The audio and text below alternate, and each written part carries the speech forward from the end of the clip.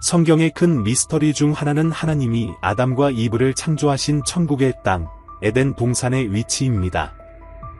그 위치를 아는 것은 불가능해 보였지만 수년 동안 과학자들과 전문가들은 성경에 있는 단서들을 분석하며 답을 찾으려 노력해 왔습니다. 에덴 동산은 어디에 있었을까요? 여전히 존재하고 있을까요? 생명나무는 아직도 서 있나요? 에덴 동산의 위치에 대해 세 가지 주요 이론이 있으며 오랜 세월 동안 전문가들이 이를 조사해 왔습니다. 그러나 몇 달 전 에덴 동산의 정확한 위치를 확정한 발견이 있었습니다. 먼저 성경에 있는 단서들을 살펴보며 이 여정을 시작해 봅시다. 창세기에는 다음과 같이 기록되어 있습니다. 여호와 하나님이 동쪽으로 에덴 동산을 지으시고 그곳에 그가 지으신 사람을 두셨다. 에덴에서 한 강이 나와 동산을 관계하였고 그 강이 네 갈래로 갈라졌다. 첫째는 피손이다. 이는 하빌라 땅 온 곳에 금이 있는 강이다. 그 땅의 금은 좋은 것이요 그곳에 베델과 호니아가 있다. 둘째는 기온이다. 이는 구스 땅을 에워싼 강이다. 셋째는 티그리스라.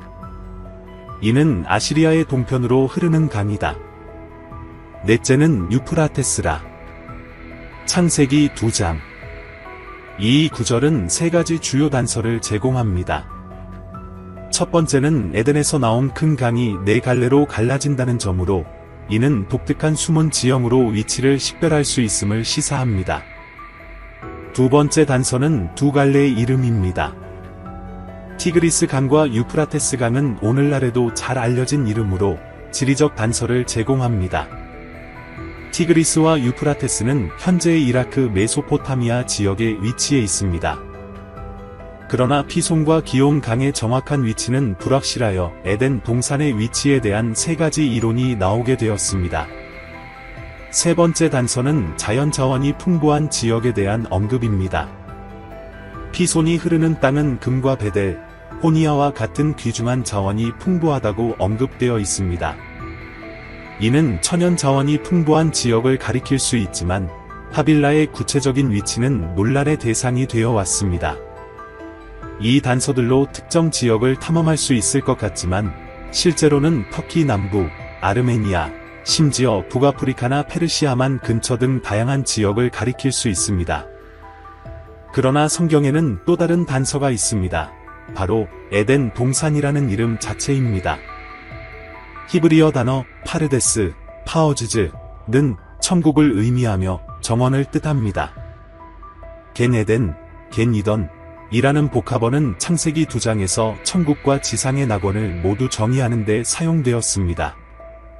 에덴이라는 단어는 수메르어에서 유래되었으며 초원 또는 평야를 의미합니다. 일부 학자들은 하나님이 초원 식물이 우거진 지역을 선택하여 천국, 즉 에덴 동산을 세웠다고 추측합니다. 또 다른 이론은 성경에서 반복적으로 언급되는 에덴 또는 에딘이라는 장소와 에덴을 연결합니다. 이는 유프라테스 중류에 위치한 아시리아의 지배하에 있던 지역으로 수메르어 자료에서도 언급됩니다. 이는 에덴이라는 이름이 고대 수메르를 가리키고 있음을 시사합니다. 이 단서들은 오랫동안 믿어져 온 첫 번째 이론을 밝히는 데 도움이 되었습니다. 에덴 동산의 위치는 현재의 이라크로 알려진 메소포타미아 지역이라는 것입니다. 메소포타미아는 그리스어로 강 사이의 땅을 의미하며 티그리스와 유프라테스 강 사이의 땅을 가리킵니다. 이 지역은 초기의 고도로 발전된 도시 사회로 인해 문명의 요람 중 하나로 여겨집니다. 메소포타미아는 수메르인, 아카드인, 바빌로니아인, 아시리아인과 같은 초기 인류 문명의 본거지였습니다. 이 지역은 티그리스와 유프라테스 강이 퇴적한 퇴적물 덕분에 매우 비옥하여 농업이 번성하고 대도시 국가가 발전할 수 있었습니다. 에덴 동산이 이곳에 있다고 주장한 전문가들은 성경에 언급된 티그리스와 유프라테스 강을 기반으로 했습니다. 그러나 문제는 성경에 묘사된 네 갈래로 갈라지는 강이 일치하는 지역이 없다는 점이었습니다. 따라서 이 이론은 증명되지 못했고 정확한 위치는 밝혀지지 않았습니다. 이에 따라 다른 고고학적 조사와 지질학적 연구가 이루어져 에덴 동산의 다른 위치들이 제안되었습니다. 두 번째 주요 이론은 지리적 단서가 페르시아만에 들어맞을 수 있다는 것입니다. 성경의 단서를 다양한 방식으로 해석하고 새로운 과학적 발견을 바탕으로 마지막 빙하기가 끝날 무렵 해수면이 크게 낮아져 현재 페르시아만 아래에 잠겨있는 광대한 육지가 드러났을 것이라는 이론입니다. 이 지역은 창세기에 묘사된 에덴 동산의 이상적인 비옥하고 풍부한 지역이었을 것입니다. 빙하가 녹고 해수면이 상승하면서 이 천국은 잠수하게 되었고, 이는 더 이상 접근할 수 없는 에덴 동산이라는 개념과 일치합니다. 연구자들은 창세기에 언급된 피손과 기욤 강에 해당할 수 있는 고대 하천을 식별했으며, 이는 현재 페르시아만 지역으로 흘러들어갑니다. 이 강들은 잘 알려진 티그리스와 유프라테스와 함께 이 지역에서 만나 바다로 흘러들어가기 전에 네 갈래로 갈라졌을 가능성이 있습니다. 이는 성경에 묘사된 강이 네 갈래로 갈라지는 것과 유사합니다. 또한 페르시아만 지역이 에덴 동산의 위치일 가능성을 뒷받침하는 다른 이유들도 있습니다. 페르시아만 주변 지역은 세계에서 가장 오래된 문명 중 하나의 고장이며, 이 지역에서 매우 오래된 인류 정착 흔적이 발견되었습니다. 일부 유적은 인류 역사 초기 시대로 거슬러 올라가며, 이는 이 지역이 번성하는 인류 정착지를 유지할 수 있는 적합한 조건을 갖추고 있었음을 시사합니다. 이는 에덴 동산일 가능성을 높여줍니다. 이 이론은 매혹적이며 성경의 지리적, 고고학적 해석을 흥미롭게 제시하지만, 영국의 유명한 고고학자 데이비드 롤 교수는 수년간의 연구와 발굴, 조사를 거쳐 세 번째 이론을 제시했습니다. 현재 이 이론이 가장 진실에 가까운 것으로 받아들여지고 있습니다. 롤 교수는 에덴 동산이 이란 북부의 현대 타브리즈 근처, 우르미아 호수 서쪽 고원에 있는 계곡에 위치했다고 주장했습니다. 그는 창세기는 옳았다 라는 설명적인 제목의 책을 저술한 학자로서 창세기에 기록된 내용이 역사적, 지리적 관점에서 매우 신뢰할 만하다고 주장합니다. 이에 따라 세 번째 주요 이론이 세워졌으며, 이는 에덴 동산의 위치가 이란 북부라는 것입니다. 롤 교수는 성경 자료와 고대 문헌을 대조한 결과, 인류 최초의 곱창이 터키와 이란의 경계에 있는 타브리즈 근처 우르미아 호수변에 위치했다고 지적합니다. 놀랍게도 롤 교수는 목표를 정확히 맞췄을 가능성이 큽니다. 우르미아 호수 근처에는 1995년에 발견된 거대 석조 유적지인 괴베클리 테페, 백곱산가 있습니다. 이곳은 티그리스와 유프라테스 강 상류에 위치해 있으며 성경에서 묘사된 천국의 위치와 일치합니다. 약 11,500년 전 터키 남동부의 외딴 석회암 사막에서 시리아, 이라크, 이란의 국경 근처에 위치한 이 전략적 지점에서 여러 구석기 시대 조각가들이 신성한 장소를 장식하는 기둥의 기호와 그림을 새겼습니다. 이 사냥꾼 채집인 그룹은 타우로 산맥의 비탈과 반 호수와 우르미아 호수를 둘러싼 비옥한 땅에서 자생적으로 자라는 야생미를 길들이기 위한 첫 발걸음을 내디뎠습니다. 농업의 기원이 이 지역에서 시작되었다고 할 수 있습니다. 독일과 이탈리아의 전문가들이 콜로니아의 명성 높은 막스 플랑크 연구소와 협력하여 수행한 유전학 연구는 이를 뒷받침합니다. 에덴 동산 위치에 대한 이 세 번째 이론은 고고학이 식물 유전 공학 연구와 일치하면서 더욱 중요해졌고, 두 가지 놀라운 발견이 이루어졌습니다. 에스겔 28장에 따르면 에덴 동산은 괴베클리 테페와 같은 신성한 산에 위치해 있었습니다. 또한 이 유적지는 성경에서 아브라함이 태어난 동굴이 위치한 우르파시와 매우 가까운 곳에 있으며, 그 주변에는 큰 신화적 의미가 담겨 있습니다. 하이델베르크 대학교의 클라우스 슈미트 교수이자 이 신비로운 터키 유적지 발굴의 책임자인 슈미트는 원래 히브리어 성경 버전에 따르면 아브라함은 기원전 1800년경 우르파를 떠나 약속의 땅으로 향했다고 말합니다. 이는 아담과 이브의 비유가 구약 성서에 등장하게 된 배경에 기여했을 수 있습니다.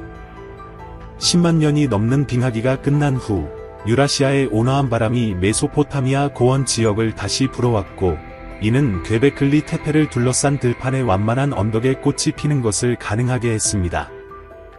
슈미트 교수는 이 고고학적 보물이 그 사냥꾼 채집인들이 어떻게 생활했는지, 그리고 그들이 인간 최초의 정원인 전설적인 제니오 정원의 탄생에 어떻게 기여했는지를 밝히는 데 중요한 역할을 한다고 믿습니다.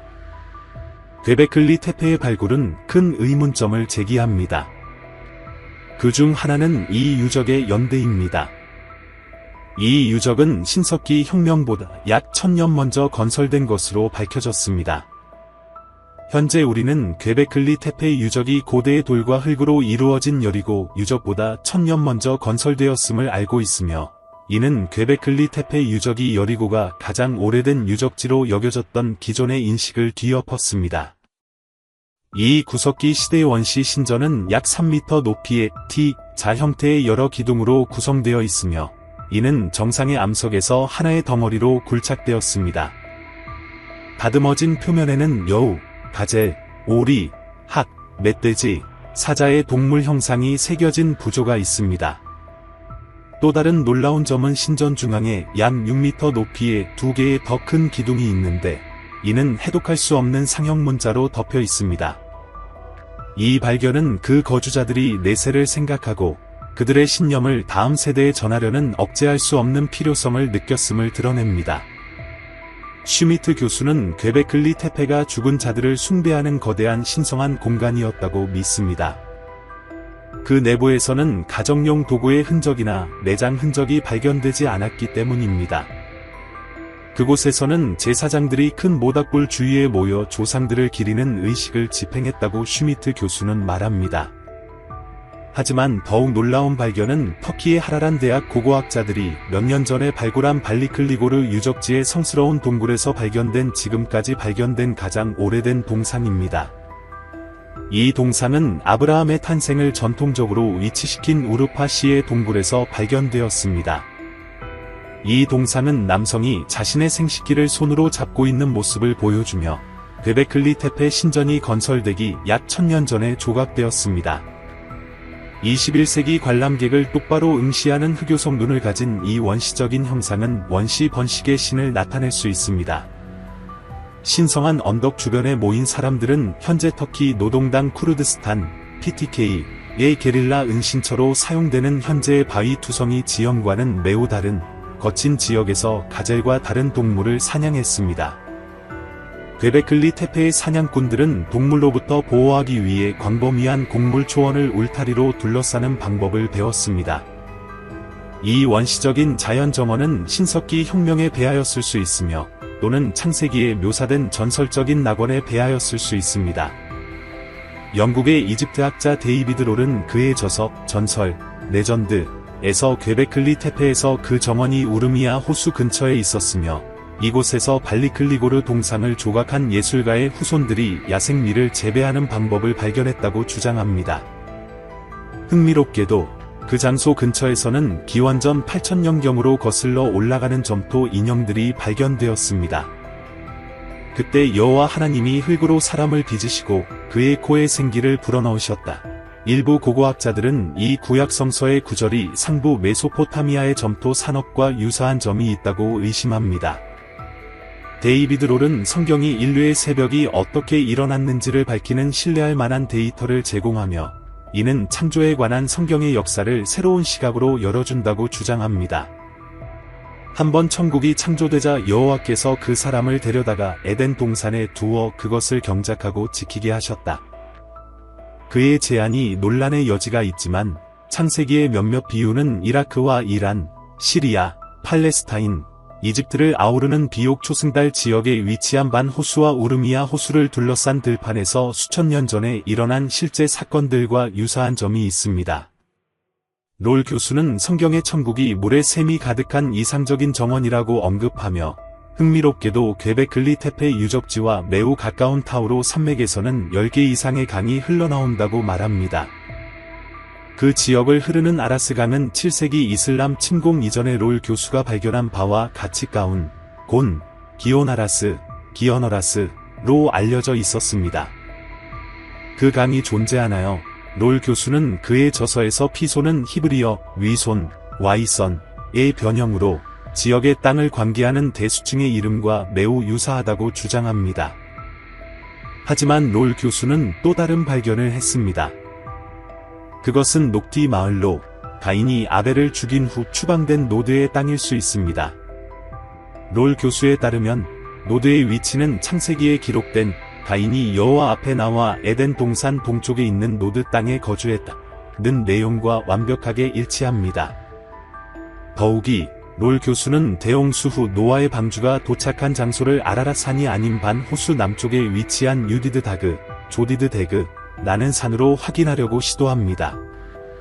그는 성경의 비유가 역사적 진실을 일부 담고 있다고 주장하며 이는 기원전 4000년대 말 티그리스와 유프라테스 강의 해안을 휩쓴 파괴적인 홍수에 대한 메소포타미아의 다양한 기록과 일치한다고 말합니다. 또 다른 관점에서 영국의 이집트 학자는 수메르인들이 동아프리카로 상업을 확장시켰으며 파라오 시대 이집트를 세운 창시자들이었다고 주장합니다. 이는 성경 자료를 사용하여 고대 역사를 재작성하려는 그의 대담함을 거부하는 동료 학자들의 비판을 불러일으켰습니다. 그럼에도 불구하고 최근 식물 유전 공학 분야에서의 발견들은 롤 교수의 가설을 지지하는 것처럼 보입니다. 연구자들은 인류 최초의 곡창이 이집트 학자가 제시한 에덴 동산의 위치와 같은 지역에 있었다고 밝혔습니다. 연구자들은 야생밀의 길들이기가 선조들의 필요에서 비롯되었다고 믿습니다. 약 13,000년 전 빙하기가 끝난 후 기후가 점차 따뜻해지면서 매머드가 사라지고 술록이 더 북쪽으로 이동하여 사냥이 줄어들었습니다. 그 원시 공동체들은 곡물을 수집하기 시작했고 이는 빻는 돌과 낫과 같은 도구의 발달을 촉진했습니다. 그들은 자신도 모르게 사냥꾼 채집인 생활에서 농업과 축산업으로의 첫 발걸음을 내디뎠습니다. 야생 곡물의 길들이기는 지구의 중요한 지리적 지점에서 이루어졌으며 그 기적은 역사상 단 한 번만 일어났을 가능성이 큽니다. 재배된 샘플의 DNA는 유전적 변이가 거의 없으며 이는 카라카데 산 화산 비탈에 제한된 서식지를 가진 야생밀과 놀라운 유사성을 보입니다. 그러나 식물 유전 공학만이 롤 교수의 주장을 뒷받침하는 것은 아닙니다. 독일의 고고학자 클라우스 슈미트는 퀘베클리 테페 유적지의 단 10%만 발굴되었으며 이는 신석기 혁명의 시작과 인간 최초의 정원인 성경에서 말하는 에덴 동산의 탄생에 대한 새로운 데이터를 제공할 것이라고 회상합니다. 마지막으로 일부 해석은 지리적 의미를 배제하고 에덴 동산을 아담과 이브의 추방을 해석하는 데만 사용합니다. 이 정원은 성스러운 땅과 예루살렘 성전을 상징하며 우상 숭배의 죄로 인해 이스라엘 백성이 여호와와의 교제를 끊고 추방된 장소로 해석됩니다. 이는 하나님이 첫 남자와 여자를 창조하고 그들에게 그곳과 그곳에 서식하는 모든 동식물을 주어 열매를 즐기며 절대적인 행복 속에서 살 수 있도록 한 비유적인 천상의 낙원이 됩니다. 따라서 가장 식별 가능한 특징은 절대적인 행복이었습니다. 이것은 에덴 동산의 특징 중 하나로 평화와 조화가 가득한 장소이며 모든 동물종이 평화롭게 공존하고 독성이 있는 꽃이 없으며 고통, 피로, 질병이 금지된 곳입니다. 죽음은 에덴 동산에 들어올 수 없으며 그곳에서는 생명나무가 꽃을 피우고 열매를 맺습니다. 그럼 당신은 어떻게 생각하나요? 에덴 동산이 어디에 있었을 것 같나요? 댓글을 남겨주시고 현재의 이론에 동의하며 이란 북부에 위치했다고 생각한다면 아브라함의 역사에 관한 이 비디오에서 더 많은 단서를 찾아보세요. 아브라함은 기독교, 유대교, 이슬람의 세 대국가의 아버지였습니다. 세 번째 이론에 따르면 아브라함은 에덴 동산이 있었던 유적지 근처의 동굴에서 태어났습니다. 아브라함의 놀라운 성경 이야기를 발견하고 약속의 땅으로 가는 그의 여정을 확인해보세요. 절대 놓치지 마세요.